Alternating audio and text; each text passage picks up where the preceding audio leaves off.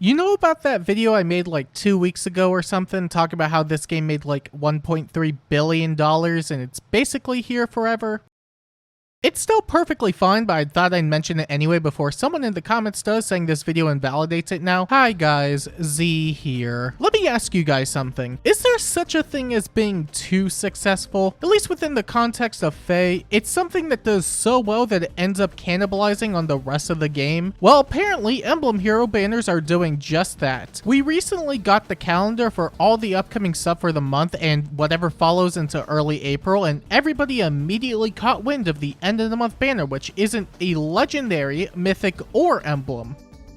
It's all three. And naturally, with the sudden change, people got to speculating. Now, I myself was curious if it was just going to be a name change moving forward, or the worst case scenario of either 3 units at the end of the month or multiple banners at once, but that was a pretty dumb thought in hindsight, but you know, speculation's gonna run rampant, that's just how it goes. For you see, IS is already struggling to pad out units for the legendary category as is, and there's a finite amount of emblems they could put on these banners unless they ever decide to mix them up or do bond rings or something, you know. They probably will find options. Regardless, a lot of people, including myself, were not sure what it meant because this is the first time they've ever really done anything like this on the calendars. So someone sent an inquiry, link in the description, asking about the calendar change, and as it turns out, this is not only going to be a permanent change moving forward, but also they will no longer be telling us what kind of summoning event it will be at the end of each month ahead of time. And to some of you, this probably doesn't mean much, but am I wrong in thinking that's somewhat anti-consumer to hide information like that after so long? Like, seasonals last all month anyway, so that's not the worst thing ever if you want to wait it out longer, and new hero banners tend to be in the middle of each month, although that swaps between some months, so sometimes you might just miss the window between that and any information on the latest end of the month banner. But now we have to wait all the way towards the end of the month to see if it's even a legendary, mythic, or emblem now, which to me feels really bad because now we can't make as many informed decisions with this new change ahead of time, and I'm sure it'll probably make them more money this way, but I'm also certain people will just adapt and wait to see what the new banner is at the end of the month, even if it means potentially missing out on some newer stuff. But also, if the name change is anything to go by, then emblems are probably taking up a good chunk of the revenue made in its respective month, while legendaries and mythics aren't doing enough, which makes a lot of sense. Still, it really just makes them look desperate.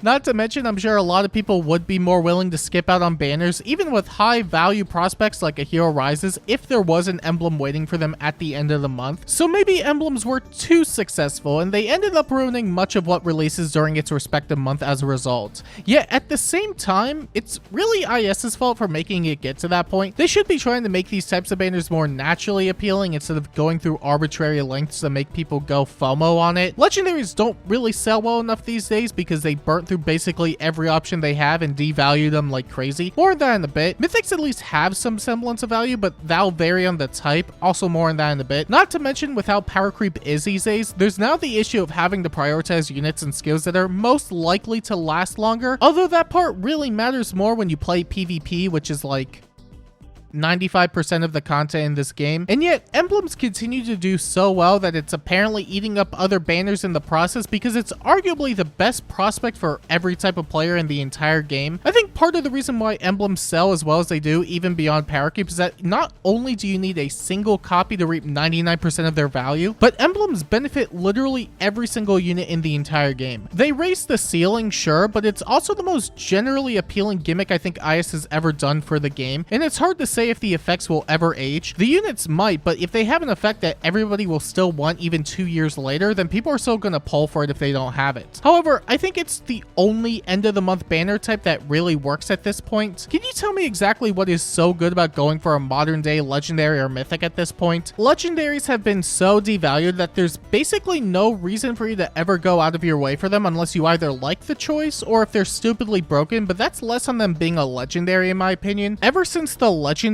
change that allowed you to hit max score without fishing and allowed you to lose 1 life, which I still think was a really great update, it made it so you don't really need to go for anything beyond a +1, even if that, given the minute differences for how much it really costs to just get you to that point, and being able to skate by on a +0 or +1 legendary is pretty cool, don't get me wrong, but it definitely is not making money for them as opposed to having to go out of your way to get a +10, especially since you could also use your older legendaries for bonuses on the occasion occasion, which you might have merged. Mythics, on the other hand, do have intrinsic value since the merges allow you to get super high rankings in Aether Raids, but only to the extent of your Aether Raids offense stuff. ARD Mythics don't really have the same benefit since merges won't actively contribute much if your defense team can win as is. Not to mention the reinforcement slots aren't really that needed for offense and defense, so there's currently no reason to prioritize the newer ones per se. They're not really in the same vein as enabling a 6th slot or a 7th slot back when that was introduced into the game. But honestly, I think we sort of knew these banners were struggling before because they tried doing the whole last 10 legendary thing, which did not work out for them in the slightest. And unless it's a unit that bends the game over in spectacular fashion, then I don't think most people are going to care. And even then, that may not be enough on its own. Not to mention when emblems tend to change up the game so frequently, you're suddenly put at a disadvantage for not owning them. Unlike many of the other legendaries and mythics we tend to get, there's no reason not to prioritize them. Although that does make me really curious on how much it's really impacting them, because I imagine it is a fair bit just on the basis of the inquiry alone. Also, doing it on the month we get a hero rises is kind of funny because that really is the banner they want to sell, since this would have otherwise been an emblem hero this month, which I don't even know if they're going to keep that up at this point. Do you think it will actually affect when these types of units get released? Because if it's purely for cosmetic purposes, then people are going to catch on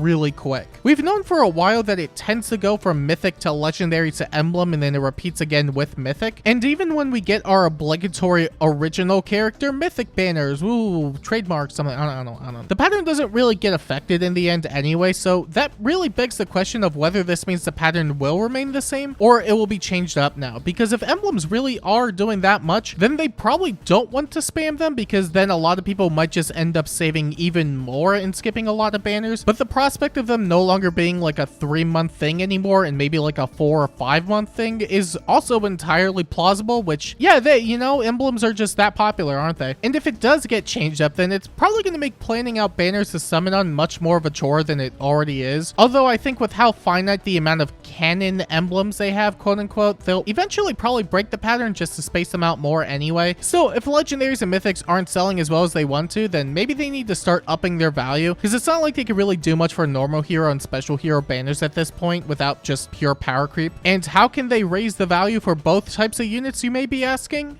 Well, that's a good question, and it's not my job to figure that out. I'm not the one in charge over there. Emblems are just so appealing to every type of player and good in essentially all facets of FEH, so why not have modern legendaries and mythics do the same thing? Not necessarily just be Emblem Rings 2.0, but I think we're going to get that sooner or later anyway. Rather, I think if legendaries and mythics just had a kind of general appeal, then they'd probably sell just fine. However, that could also just end up being at the cost of more power creep, but considering where we're at in the game, I don't think it's going to make much of a difference. Maybe they just also have to make a new game mode for these units to exist in, because people do like a lot of the legendaries. It's just that a lot of the ones they're trying to sell now aren't really going to appeal to people outside of potential character picks, but that's not really an option for them anymore now, is it? Maybe they could do something with the pair-up system, because it hasn't really been touched for much beyond allegiance battles and the occasional summer duel stat swings legendaries can get just for existing. Imagine if they updated it to work in other types of modes, but they also threw in some other stuff akin to Fate. I don't know, nullifying an attack or something if it's charged up, or whatever other type of gimmick they could do to just make it sell more.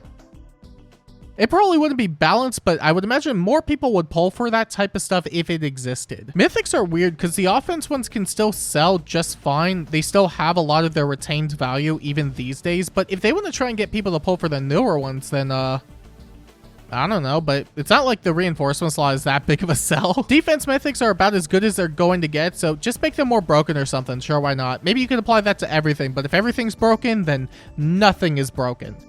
That is not true, actually. That is completely false. Most teams you see anyway in the higher tiers is just a combination of Freyr and the last batch of broken seasonals and new heroes anyway, so defense mythics will only be so valuable. Also, I think seasonals and normal hero banners are about as good as it's gonna get beyond just adding more gimmicks or enticing stuff, but that's pretty much been the standard for who knows how long. And if emblem heroes are really cutting that deep into each month's banners, then maybe there's not much you can really do about it. It doesn't also help that the game is over 8 years old, so there's only so much this game can do at this point. They could release a new mainline game. Hey, that's a really good idea, actually. Then they could put all those units into heroes and make more gimmicks that way, and boom, infinite money glitch right there.